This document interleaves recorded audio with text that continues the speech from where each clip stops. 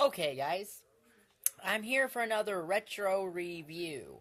Today we're revisiting the WWE and In Your House Canadian Stampede.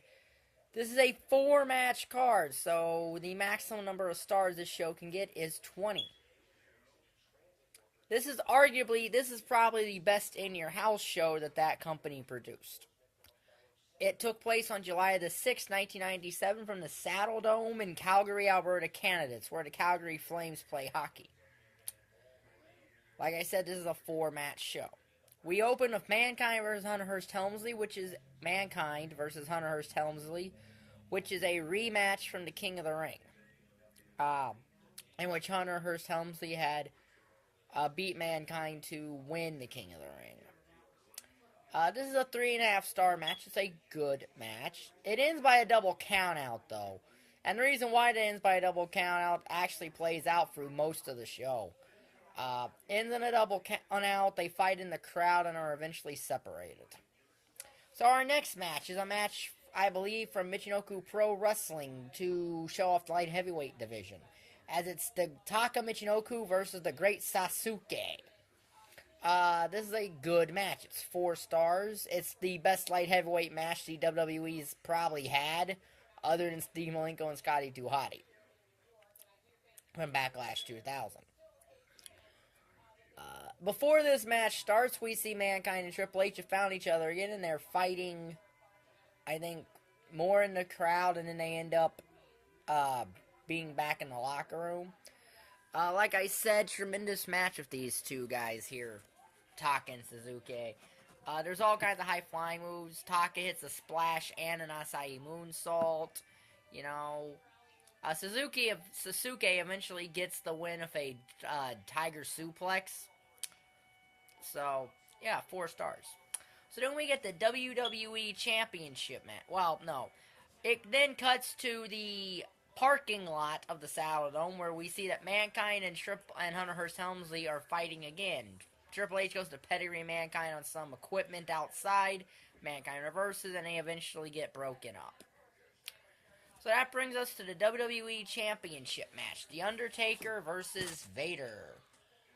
Vader is a substitute for Ahmed Johnson, who was the guy originally scheduled to be in this match, but Ahmed Johnson got a knee injury, and due to that knee injury, Ahmed Johnson could not compete.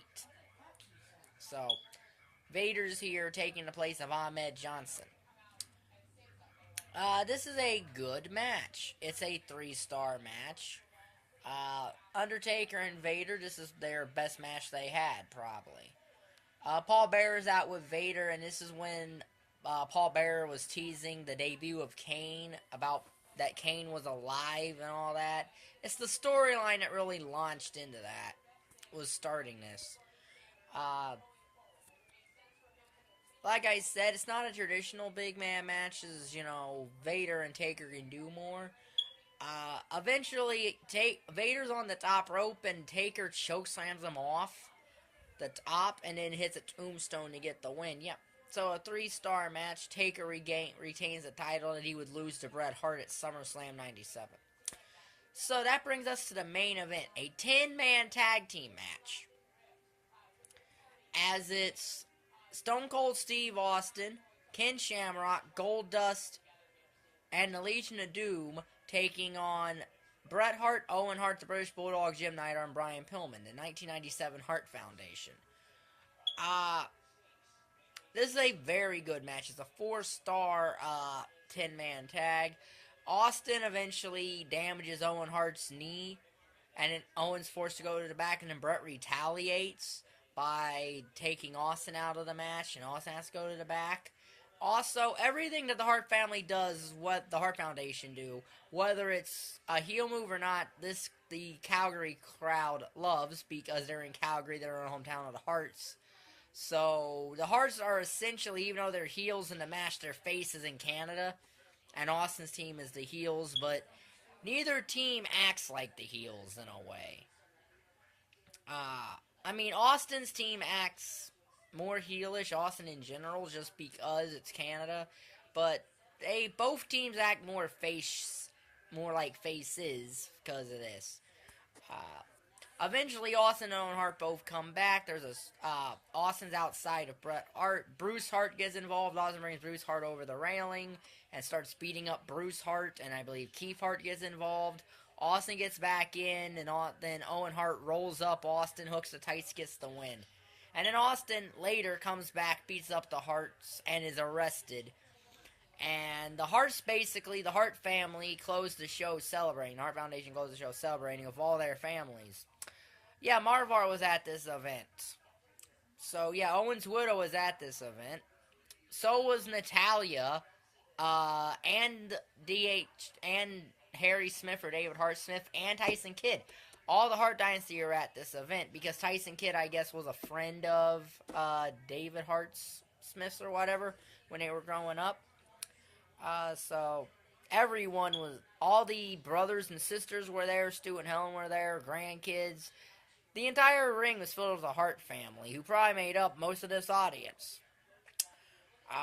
So yeah, out of 20 total stars, this show gets a 14.5, which is very close to 3/4 of the way. So that's good enough to get this show an A. My very first ever A, minus WrestleMania 3, which I said was because it's my all-time favorite show, and of all that, and I explained it. But the ones where I don't skip my, don't overlook my rating system, this is an A. This is the first A show I've handed out. The A+ rating is going to be for a show that every match is 5 stars, and that's never going to happen with me. So this will be in my Retro Wrestling Reviews playlist. If you like the video, like button is down there, subscribe button is down there, and thank you for watching. Bye.